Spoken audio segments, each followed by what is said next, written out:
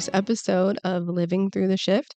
I'm your host and podcaster, Tiffany Harris, and I'm so happy that you're here. I just want to tell you a little bit about myself. I'm a comedian. I just started podcasting. I have over 10 years of experience in social services, and I've been taking care of my mom with dementia for over 5 years. And I'm really good at finding resources and helping people. What I've realized throughout this process is I'm a young caregiver, and there are about 25% of us out here who are probably thinking we're crazy, and you're not crazy. You're just going through a lot of shift right now. However, I just really want to help you through that process. So, today, what we're going to talk about, or starting off with, we're going to talk about our who, what, when, where, why. So, who I am, what we're doing, why, and just continuing to find a little bit of inspiration and just keep going. It is a really hard time sometimes. Also, the best thing that I've learned about being a caregiver is that you can only get about 2 steps ahead of this thing. I'm a caregiver for my mom with dementia, so I just want to be a few steps ahead just so I don't feel like I'm drowning. And it's hard. It can be hard. And I know you're probably saying, "Why is she saying that?" And it is. And I think if we can all acknowledge that, but we can also say it can get easier and there are resources out here, I think that'll make our lives a lot more smoother. So, who I am, I started off doing comedy back in 2019 and I had to take a break. I've been in Nashville for over 8 years and I'm a Chicago native. And I moved my mom down here about back in 2020 in the middle of the pandemic. And she was in the early stages of Alzheimer's and I had no idea. Back in 2022, January 2022, she was fine. She had just gotten diagnosed with Alzheimer's, but she was still in the early stages, so she was able to live on her own. But 2 weeks later, she ran away twice, tried to go back to Chicago, and I had to move her into an assisted living facility, and she lived there for about 2.5 years. Throughout that 2.5 years, we lost access to her pension, and as a result, I had to become her conservator or guardian to take care of her. I had to leave my job. I had to do a lot of things, and I had to move through a lot of shifts. And that's really the purpose of this is that I've learned a lot throughout the process, but also I found really great support. I found a support group that I could go to. I also realized that in the support group, there weren't really many people my age going through this, and I was one of the first people in my group to be going through this experience. And through that, I've lost friendships. I've also gained friends as well. And I don't want people to make the same mistakes or missteps that I made throughout the process. So this is kind of me being a really good friend, guiding through you throughout some of the mistakes that I've made, but also some of the great wins that I've had throughout this journey. And what we're going to be talking about today is some of those things and how I navigated that. I hope you continue to listen. We're going to have some really awesome guests coming on here. I've met some really awesome people, especially in Nashville, throughout the Alzheimer's and dementia community. I've made some really great friends in the wellness space as well. It's really hard to take care of yourself as a caregiver, but you can definitely do it. And having community is great. And that's my goal is to build a community with you all so that you're here and you know that you're supported and that you're not crazy, that it is a lot of stuff. And I understand I'm not a parent. I don't have kids. So it's kind of hard because we are doing a lot of these things that seem very similar to parenting, but unfortunately, we don't get tax breaks. And there's not many resources out here for us. However, there are some, and that's the great thing is that this is your networking community. We're giving you the greatest resources. We're giving you the things that some of your friends probably wouldn't know because they're not in those spaces. And by coming here, you're coming to meet with people who know about the next best thing in these spaces, the things that are coming out in the next few months, so that you know, oh, let me sign up for this, or oh, maybe this is accepting for me as a dementia caregiver, or even just a caregiver in general.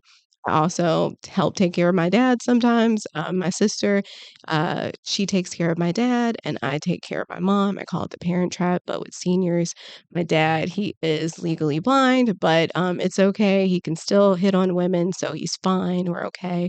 But yeah, I do know a lot about that space as well, and just helping people throughout this process. So, where I am right now in my stage of life is I'm 34. I just turned 34 back in February. I'm in my fifth year of caregiving, and my mom has moved in with me. And that's been a huge transition. I've had to take off work or leave my job in some cases. And I've realized that sometimes people just aren't as accepting in regards to taking care of your parents. However, that's why you're here, so that you don't make the same mistakes that I did. And even if you feel like, oh my gosh, this is so much, the greatest thing is that the people who are coming here, they wanna laugh with you about this stuff because dementia is hilarious. I think it's very hilarious that my mom, she has dementia, and she can also still remember to tell me that I need makeup or I need to get my hair done. So, we have to find humor in these really hard times. So, who do I think is listening to this podcast? I really wanna make sure that I reach as many people as possible. Maybe you're in your late 20s or maybe you're in your 40s and you are navigating taking care of your parents. You're trying to navigate career and children and relationships and finances, and you're realizing that maybe your parents were the procrastinators and maybe you're not the big procrastinator. Maybe you're realizing that life isn't what you really think it is. And I really just want to make sure that people know that this can be a really interesting experience, but also you can meet so many awesome people along the way. So maybe you're in your career and you're starting to have to take care of your parents and you're realizing that my job doesn't have FMLA, or I haven't been here long enough, or I'm trying to climb the corporate ladder, or I'm trying to make more money, or I'm trying to figure out my FYSA, or, my high yield savings account, or my flex savings account, or my CDHP. Maybe you're just trying to figure out how to take care of yourself and take care of your parents. Or maybe you're not even in that stage of taking care of your parents, but you're saying, I can see the forest for the trees, or I can see the fact of the matter is conditions are appropriate for a fire to occur. And maybe your parents are avoiding having that conversation. And that is what this podcast is for. You're going to have people who had parents who didn't want to talk about this stuff. So maybe then you give this episode to your parents and you say, we have to talk about this stuff. What I've realized through this experience is that my mom was very afraid of certain things, and that procrastination was, yeah, she was fearful of things, but the procrastination caused a lot of pain for me. And I don't want people to have to go through that. So maybe that's the stage that you're in, or maybe you're in the stages of dating and you're realizing that you have to take care of your parents or not. And you're trying to say, how can I navigate this?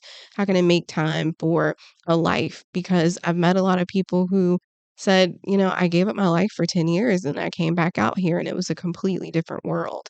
Or maybe you're trying to navigate friendships because you are in the early stages of it or you're in the late stages of it. And you're grieving and you're realizing that life is a lot more intricate than you thought what it really was. So that's what this podcast is really for. It's you're seeing your parents getting older, and sometimes it's not fun, and maybe you're in the stages of anticipatory grief, or maybe you are really grieving your parents and you're saying this is so not fun. And I realized that when I was talking to my therapist, I said this is so not fun, and that's kind of why I started the podcast. And we call it making space for grief, really. And no, there is no way that we can grieve perfectly, but sometimes we can put things in place so that we don't fall apart.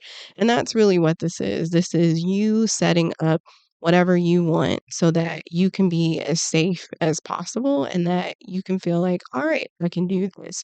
The reason why we have 911, and my mom was a 911 operator, is because we've been indoctrinated and people have told us to call 911 when there's an emergency.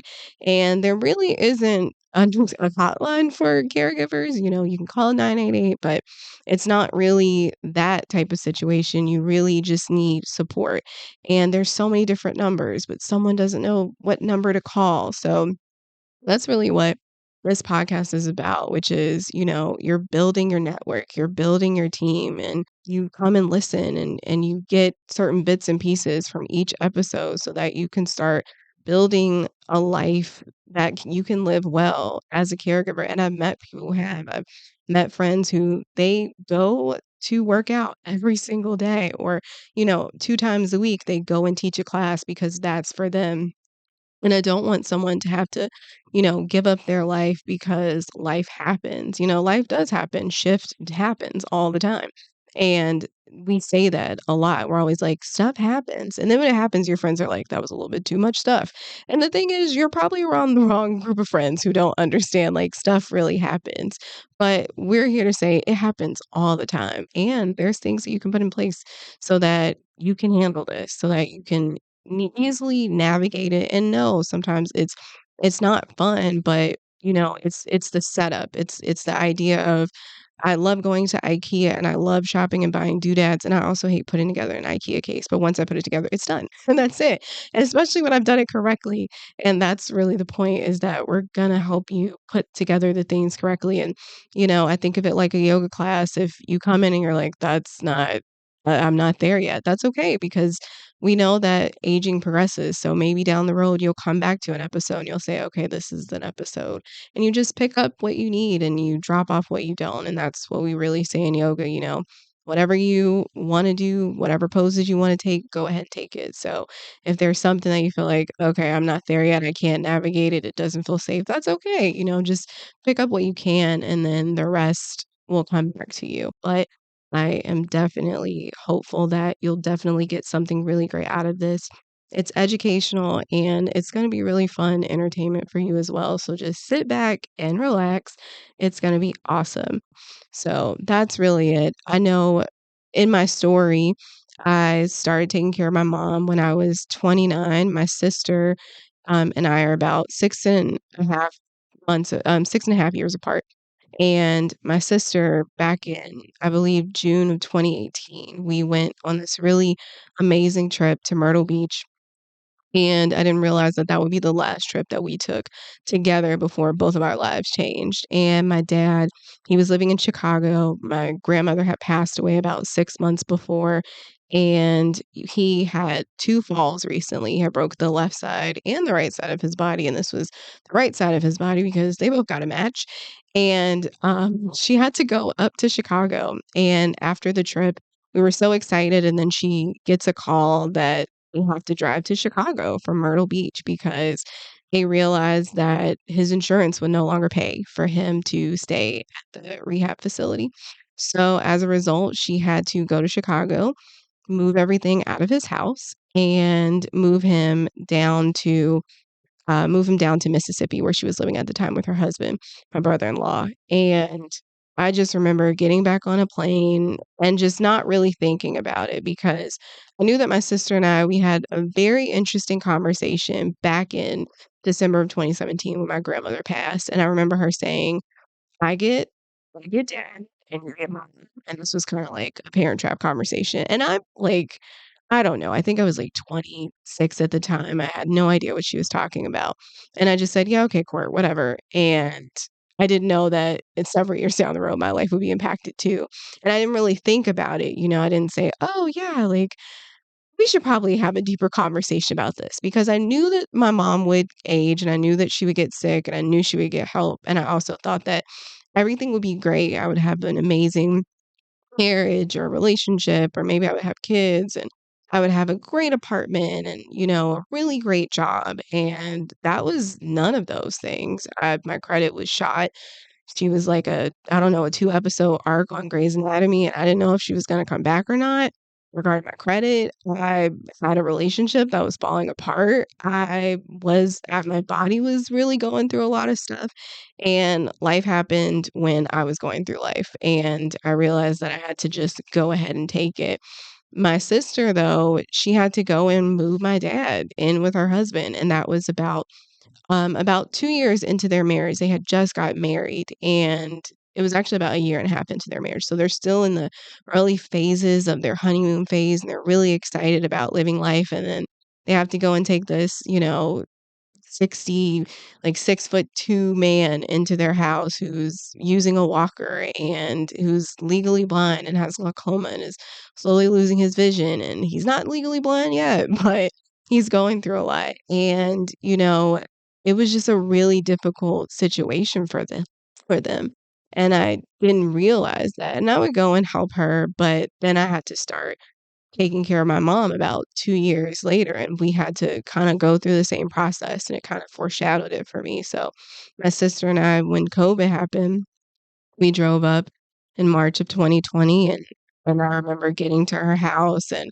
the house was in a disarray and everything was all over the place, and I just remember thinking, "Oh, this isn't good," and my sister looked at me and she said, "She's gonna have to move down there with you," and I just thought, "Oh my god, no, this is the worst thing that could ever happen to me." Like, it's COVID, and I'm in this job, and I haven't gotten promoted yet, and I've been here for, like, 5 years, and I wanna be promoted, and I want things to happen for me, but it was also COVID, and I remember us going to get a power of attorney, and we went to the bank, and the banks, we thought they were closed, but it was just really weird. It was just a very weird time, and I just remember thinking my life is gonna change after this, and it did, and that was over 5 years ago, and from that, I became a guardian for her, so or conservator here in Tennessee, and I have to file, a conservatorship accounting every single year. I was her power of attorney, but the notary signed as the witness, so he messed up the paperwork, so I had to become her guardian, and I've had to navigate homeownership and dealing with a lot of things that she just didn't wanna talk about. I remember years ago asking my mom, "Hey, let's talk about this stuff," and she would always say, "Stay out of my business." And, what I've realized is, okay, well, if you're not gonna talk to me, well, then the court's gonna talk to me, and then I'm gonna have to talk, to someone who gets it, and I think that's the thing is procrastination can cause a lot of excess paperwork for us. So if you don't wanna procrastinate, go ahead and jump on this train with us, but yeah, we're just really like the Parent Trap with seniors, so I have my mom and my sister has my dad, and we take them on trips, and we've figured out navigating that, and now we're at the stage of I don't really take my mom on trips anymore because it's really difficult for her. She gets confused, and now I'm at the stage of navigating how do I go on a trip and go and live my life and try and be excited about it and also, make things work. It's a really interesting process, but my sister and I, we become a lot closer throughout this process, and it's just sometimes life will make you take a break. And I know where I am right now, I'm constantly feeling like, why am I in this stage of extreme character development? Like, I don't feel like I need that much. I'm resilient enough. Like, I don't need to do anything else. I feel like I figured it out. And I think that's the point is, yeah, I have figured out a lot of stuff, but also there's probably some other things that I do need to figure out. So, and if you're dealing with siblings, I've also dealt with, siblings who don't want to show up and it's just me and my sister, but sometimes it's hard because my mom and I, we did not have a really great relationship through this. I was not the person who is, "Oh my god, I love my mom so much." I did love my mom. I also loved her from afar. I used to say, "My mom and I love each other so much, and we figured out boundaries so well that, we have to keep 2 states, between us to communicate." And that really worked for me, and then it didn't, and I said, "Oh, she's really all over my boundaries," and, it's kinda hard when you have parents who they didn't give you what you needed, and they weren't who you needed them to be or who they were supposed to be as a parent, and you have to navigate, you don't wanna help take care of them, but also you kinda have to give over your feelings because no one else can do it. I remember becoming a guardian and starting the process of that, and I didn't want to. I really hated it, and everyone just said, "Well, no one else can do it, and we called this agency, and they're really busy, and we called this other one, and they're really busy, so no one can take the case. So the only person who can do it is you." And I just felt like, "God, this is way too much. I really don't wanna do this."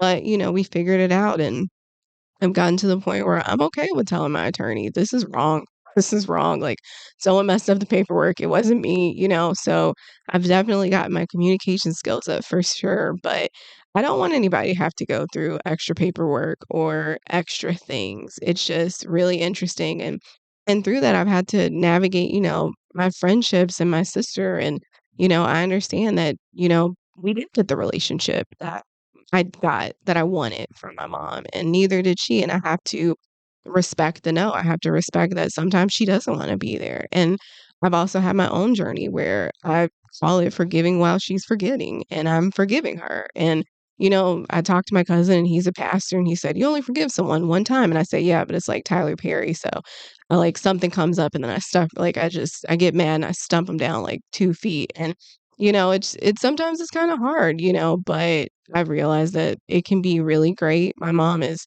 the sweetest person now. It is truly astonishing to me. Everyone's like, "Your mom is so nice." I was like, yeah, she completely got amnesia of who she used to be. And it's just really, really interesting. But everyone loves Jackie. I mean, they're in love with her. I've really helped her create an amazing life for herself. And I'm trying to help continue to create a life for myself and see what that looks like. And that's really what this is that this is a phase of life that I am in. And, down the road, things will definitely be different. And that's what it is. Life continuously shifts.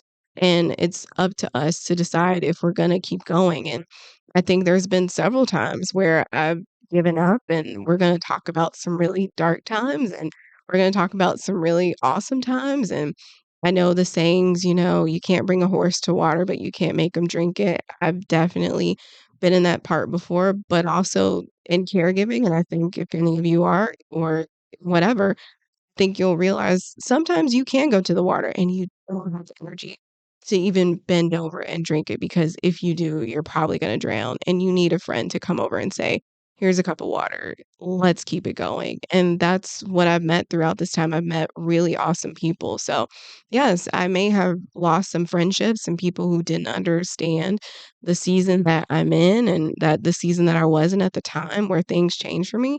And I've also met some really awesome people who have just said, no, we completely get it. And I would rather have, 5 authentic friends than 15, non-authentic ones. And I feel like I finally understand the meaning of, you only have as many friends as you have on your hands. And, you know, I get it. It's not fun. And taking on this title, I think that's the purpose of this podcast, is that I don't want anybody to feel like I'm a caregiver. Like I've been there. I am there.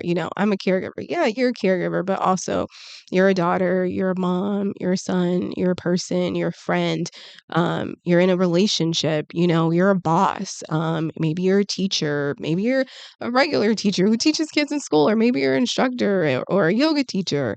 You're many things. You're multifaceted. And in this season, sometimes we take on that caregiver hat and we just wear it, and we wear it until it runs out, and then we don't know who we are, and we look at ourselves in the mirror and say, I have no idea who I am. And I want you to come to this podcast and say, oh, I think I know who I am. I'm so many different things. And we're going to talk about that. We're going to talk about who you were before, because I know sometimes for me, I don't even know what things were like before. I used to complain about so many different things, and now I'm saying, oh my God, what was I complaining about? No idea. That was so crazy. And also, I can talk about my own procrastination, and that's what we're going to talk about. I didn't go for things because I was so afraid of, oh, I don't want to, put myself out there for this job, or, oh, I'm afraid to go to a different job because this job doesn't care about what I have to say. And sometimes we stay at a place too long, and I think that's what we're going to talk about, is this like flight, fight, or freeze. Sometimes you're in this stage of caregiving where it seems like things are just constantly being thrown at you, and it can be really difficult to navigate. And sometimes, for me, I'll speak for myself, I freeze and I can't move because I feel like I don't want to make the wrong decision. But what if the right decision is the wrong one for now, but still not choosing is still choosing?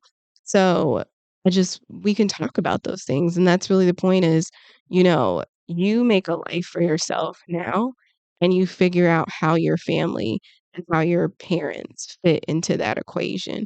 And once you start to decide, oh, this is the person that I want to be and it works for me. And now I'm at the stage of life where I like my mom, I do, and also, I want her to be a part of certain things, and I also wanna have, my own life. And we just got a new caregiver, and, she said, "Okay, you can start going back to work," and, and I said, "Oh my gosh," and then she said, "Oh, you can go on a date," and I was like, "A date? What's that?" And she said it so many times that I just literally thought, like, I don't even know what a date is. And hopefully, as this podcast grows, we'll start to have more community, and we'll do events. And I'm a comedian, so I had to thank God I had comedy before this, that I was able to laugh about it. But even then, my comedy has shifted into, talking about my parents who are aging. And that's really hard for the audience, because they're kind of like, oh, this is kind of cringe. Like, you're comfortable with it, but we're not comfortable with it either.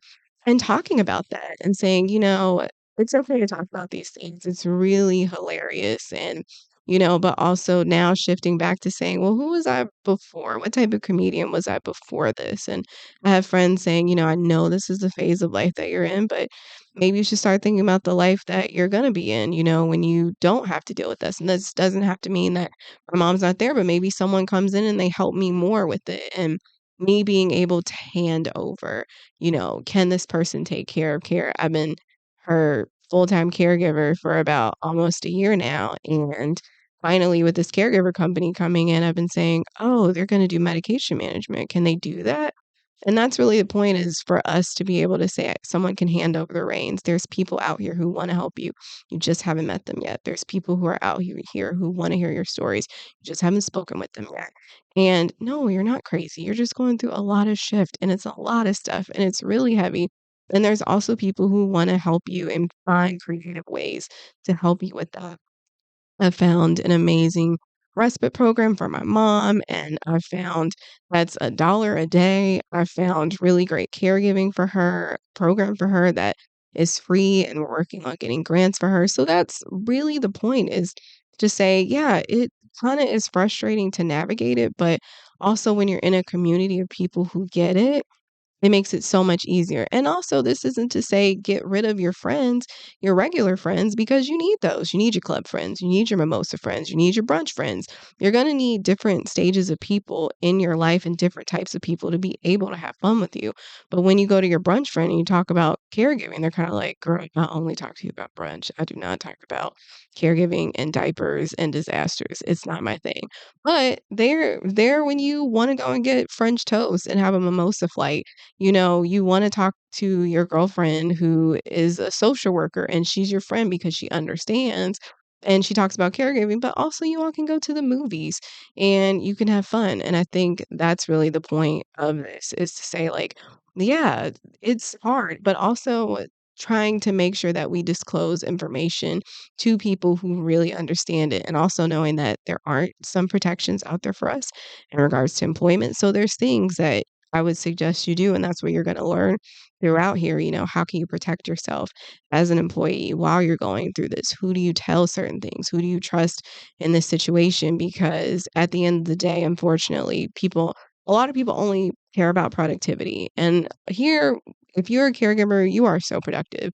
You have mastered multitasking to a T, and you are probably very exhausted. And we're going to help you figure that out. And I also have ADHD, and I figured it out because I was a caregiver and I could not handle all of this. And I said, oh my gosh, I'm drowning. I don't know what I'm doing. And then I had a girlfriend who said, oh, this sounds like you in college. You definitely need to go get checked for ADHD. And it took me 6 months, but I finally realized, and I said, oh, this is so unmanageable. This is why. And I've realized a lot of different technique, but this is definitely a safe space. And we're going to have so many awesome people to share with you, that I really just want to introduce you to these people so that you can figure out how to make your life a lot easier. I constantly see people out here struggling every single day. And I just think to myself, I feel like a lot of people are out here and they see people struggling, but maybe they don't know how to help. Maybe they don't have the energy to help. And unfortunately, now that I'm in this situation, maybe I've been a little bit more cynical. Maybe I listen to the song Friends. How many of us have them? And I don't have that many, which is crazy. But also, I have a lot more great friends. So maybe I don't have, 20 people that I hang out with, but maybe I have, five good solid people that I hang out with, and that's good enough. Or when people say, I'm trying to think of the saying, like, nobody knows the trouble I see. There's a lot of people who are out here who know the trouble you see. It's just they don't have the energy to stop, or they don't know how to stop. And that's a really interesting part of this, is that you're becoming more empathetic.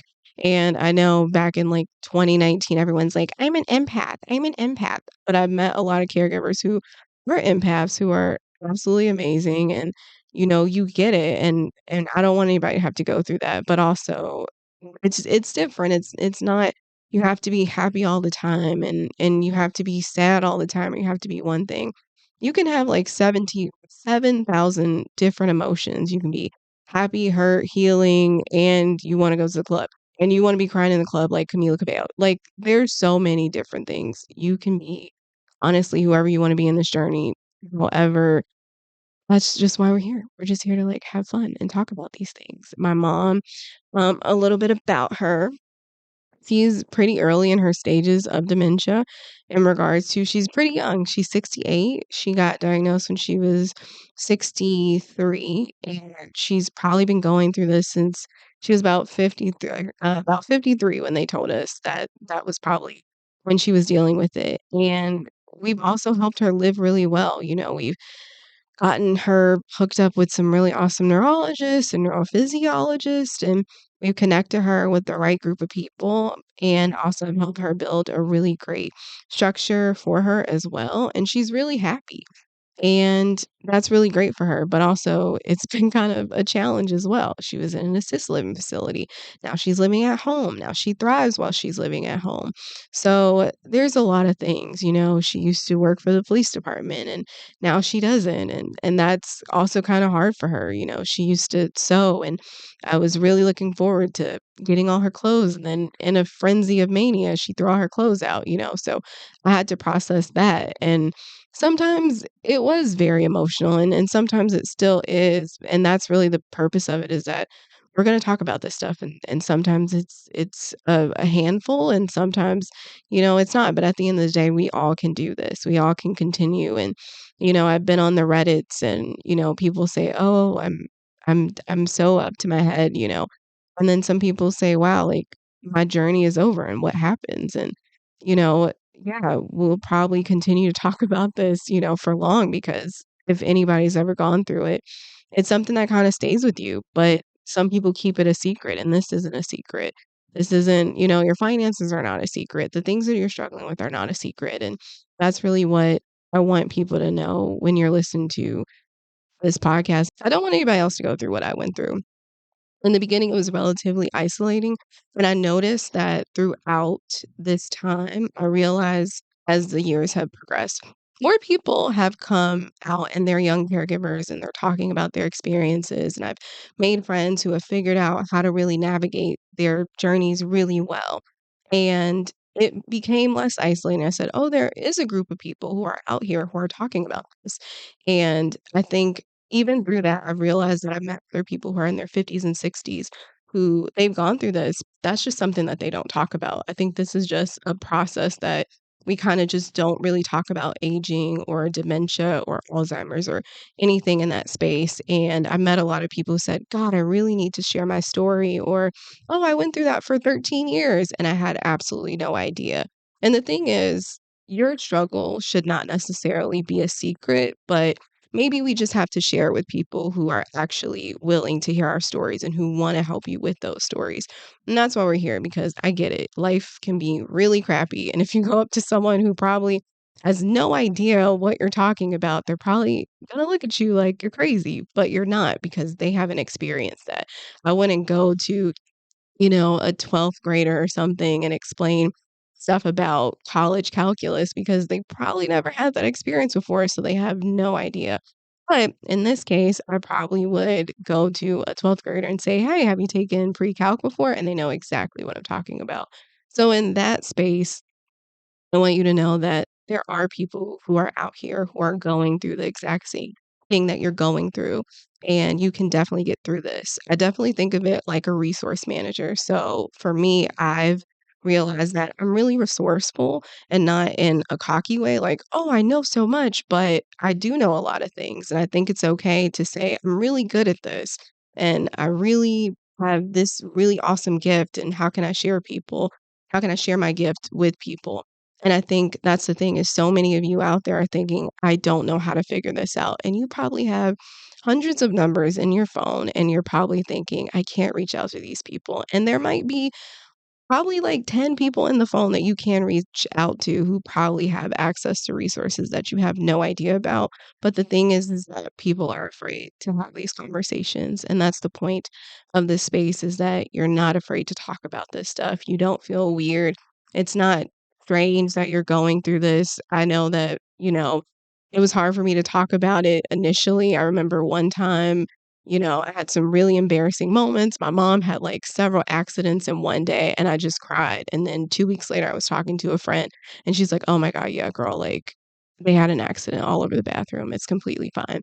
And that's really what this space is. So even if you're saying, oh, I'm not in, this stage of life I don't understand, or I am in this stage of life, but it's really hard. It's really for us to just be here and find the humor in all of it. And that's really what I want you all to get out of it is that we are a community and we're going to guide you through the beginnings of the community. We're going to have some really interesting people on here, and I've already talked to them. So, a few of the guests are people who are here to help you navigate your resources, but also navigate your working and your resume and, you know, getting ready to move into the next stage of your life. So, maybe that means finding a job that works for you. But also, we're going to have Cheryl Blanchard from Alzheimer's Tennessee. She's going to come on here and talk. We're also going to have one of my friends who's a mortician. And I know that's not going to be fun, but it's going to get a little dark. But it's also going to be really honest because we're all talking about things that are honest. And that's what this podcast is about. It's okay to be honest and it's okay to tell your story and be truthful and also try and find the humor in all of it. It's not super fun. And sometimes it is really super fun. And sometimes it's sad and sometimes it's great. We're going to talk about dating and how that is for dementia and dating. And that's really interesting. Or how do you navigate taking care of your parents in a relationship? I think I noticed that when my sister got married, she started taking care of my dad about 2 years into her marriage. And we realized that was really hard for her, and that really changed the dynamic of her marriage. So we're gonna talk to some dating and marriage coaches and experts so that we all can realize that we don't have to give up our lives, but we just have to be a little bit more strategic about those things. And then also, we're gonna talk about where you are in life and the different staging. So we're gonna have some dementia experts come on here and talk about it. No, this podcast is not gonna be necessarily all about dementia or all about Alzheimer's, but it's just going to be about living through the different stages of your life. Right now, I'm in the stage of taking care of my mom with dementia. So I'm navigating comedy and trying to do all those things and the guilt of wanting to do those things. So we're just going to have some really great people. And a lot of these people I've met personally, I've worked with, their friends, their family, and they're a part of my network. And I really want to share my network with you because I really feel like you could truly benefit from this. It's going to be a really fun ride. At the end of the day, you're not crazy. You're just going through a lot of shift. So join us for the ride. If you have any questions, you can email us at hi@livingthroughtheshift.com. And also you can find us on socials at livingthroughtheshift.com. We want to hear your stories. We want to hear your questions. And over time, we want to just make sure that this is something that you want to hear. So we definitely want to hear feedback. And yeah, I'm so happy that you're here. So thanks for listening.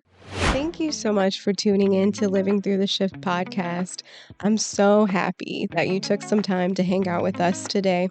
While you're here, I want to give a special thanks to our sponsors, D&D Fitness. You can find them at dndfitapparel.com. And I also want to give a special thanks to the Russell Hotel. This podcast could not be brought to you without them. They have been so amazing letting us record here at their podcast studio. So if you don't know anything about the Russell is Nashville's #1 boutique hotel.